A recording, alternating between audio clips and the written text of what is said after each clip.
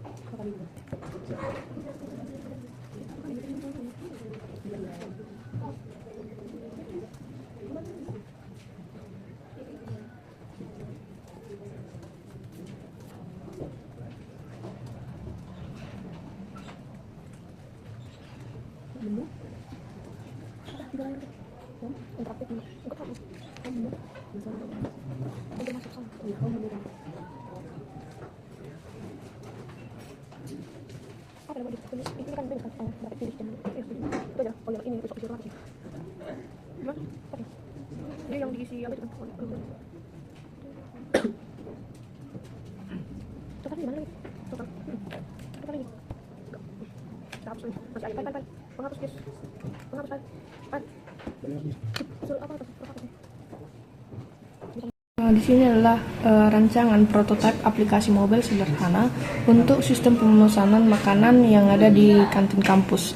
Nah, di sini ada kantin Andaliman, yang dimana ini ada search bar. Ini gunanya untuk mencari makanan atau minuman yang ingin dicari oleh si penggunanya. Terus di sini ada kategori. Nah, kategorinya ini ada beberapa macam. Untuk sebagai contohnya di sini ada makanan berat. Ada minuman soda, makanan ringan, kopi, dan juga ciki. Nah, di sini di bagian sini ini untuk bagian gambar dari kategorinya. Nah, jika kita menekan makanan berat ini, maka kita langsung ke bagian menu. Nah, di sini ada tampilan makanan berat. Nah, di sini ada beberapa makanan berat yang dibuat pakai card. Nah, di sini untuk gambarnya, di sini nama makanan beratnya, lalu di sini untuk harganya. Nah, di sini untuk melakukan add. Nah, jika kita melakukan add, misalnya kita melakukan add di nasi goreng, lalu di soto ayam gitu, atau dan juga bakso, terus kita menekan lanjutkan untuk lanjut ke bagian konfirmasi pesanan. Nah, setelah dikonfirmasi pesanan ini, di sini ada tampilan pesanan yang sebelumnya kita add di menu. Nah, di sini juga ada totalnya dari semua pesanan yang kita pesan. Nah, di sini juga kita mengatur jam ambil pesanannya. Di sini kita memasukkan jamnya dan juga menitnya. Jadi ini fleksibel, kita masukkan jamnya, jadi terserah si penggunanya ngambilnya kapan. Lalu di sini ada untuk metode pembayaran. Metode pembayarannya itu ada 3, yaitu QRIS, e-wallet, dan juga cash. Nah, selanjutnya jika sudah melakukan konfirmasi pesanan dan sudah sesuai dengan yang dimau oleh penggunanya, maka di sini menekan pesan sekarang. Nah, jika kita menekan pesan sekarang, maka akan muncul notif yang seperti ini, pesanan berhasil, yang dimana pesananmu sedang diproses. Di sini ada nomor antrian dan juga estimasi dalam menyelesaikan pesanan yang dibuat. Untuk prototipe kelompok kami akan kami tukarkan ke kelompok Immanuel, yang dimana cara proses pemesanan makanan dari aplikasi. Jadi di sini kan ada 3 tampilan untuk sistem pemesanan makanannya. Nah, ini adalah menu home-nya yang saya dapat ya. Nah, misalnya kan saya ingin skenario-nya itu membeli nasi goreng ya. Nah, nasi goreng dan makanan lainnya. Nah, nasi goreng itu kan ada misalnya ada kategori, di sini ada makanan berat, minuman soda, makanan ringan, kopi, dan ciki-ciki atau jajanan. Nah, di sini juga bisa cari untuk kategorinya. Nah, misalnya saya di sini klik untuk si makanan beratnya. Ketika masuk klik makanan berat, saya akan dilanjutkan ke tampilan menu, di mana menunya ini sesuai dengan kategori yang saya klik tadi, yaitu makanan berat, dan di sini ada informasi bahwa saya berada di menu makanan berat. Nah, misalnya di sini saya akan menambahkan makanan, misalnya nasi goreng. Kemudian ada soto ayam, dan kemudian ada bakso di sini. Nah, 3 item makanan itu itulah yang saya inginkan misalnya. Kemudian di sini saya akan klik lanjutkan. Nah, setelah saya klik lanjutkan, maka tampilannya akan berubah ke tampilan konfirmasi, di mana konfirmasi pesanan ini berisikan apa aja makanan yang saya pesan di menu tadi. Nah, tadi kan ada nasi goreng. Nasi goreng itu ada infonya berapa, 15.000. Kemudian soto ayamnya berapa, 16.000, dan bakso 15.000, sehingga totalnya ada 46.000. Nah, karena di sini ada untuk pemesanan makanan, maka saya akan mengatur jadwal jam ambil pesan yang saya inginkan, yang tentunya saya sesuaikan dengan waktu yang saya miliki.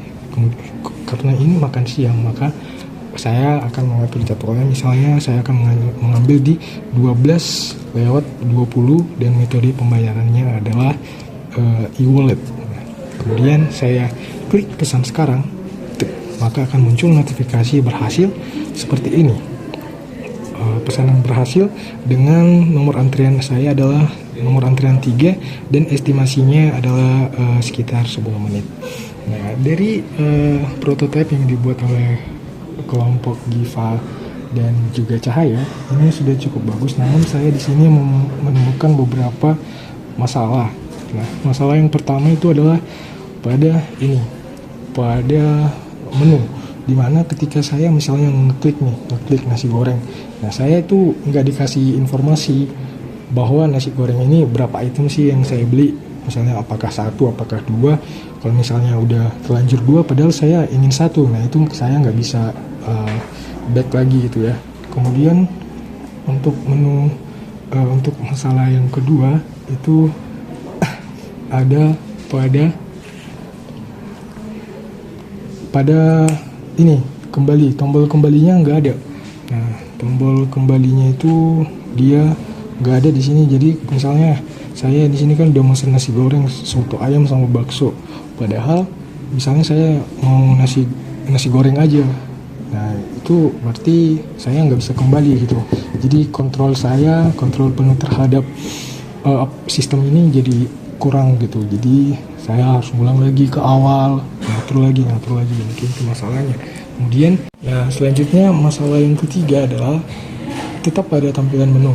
Misal nih, saya kan ingin pesan beberapa makanan. Misal, karena saya terburu-buru karena lapar, nah saya ngeklik nih nasi goreng, soto ayam, bakso, nasi ayam. Nah sistem ini nggak memberitahu apa aja tadi yang udah saya tekan gitu, apa aja yang udah saya add gitu. Entah itu kayak perubahan warna atau perubahan informasi terkait info-info makanannya. Jadi itu yang akan memberatkan saya terhadap kognisi saya untuk mengingat apa saja menu-menu yang saya akan pesan gitu. Jadi itulah mungkin 3 masalah utama yang saya temukan pada prototipe yang dibuat oleh kelompok Giva dan juga Cahaya. Dan untuk masalah terbesarnya pada sistem ini mungkin saya rasa ada pada add yang ada di menu, dimana masalahnya itu kan tadi saya misalnya mau 3, saya add 3, 1, 2, 3. Nah, padahal saya kayak ngerasa kenyang gitu, jadi saya mau mengurangi itu nggak bisa. Nah, jadi harusnya ada minus di sini dan ada informasi tentang berapa jumlah makanan yang saya akan pesan gitu. Jadi mungkin itu masalah utama, masalah terbesar dalam prototipe aplikasi pemesanan makanan ini. Mungkin sekian yang bisa saya jelaskan. Overall ini sudah bagus, mungkin untuk masalahnya bisa diperbaiki berdasarkan penjelasan saya tadi. Terima kasih, mantap. Baiklah, sekian dari video rancangan prototipe kami dan juga beserta hasil percobaannya kepada pengguna utama dan juga evaluasinya. Terima kasih.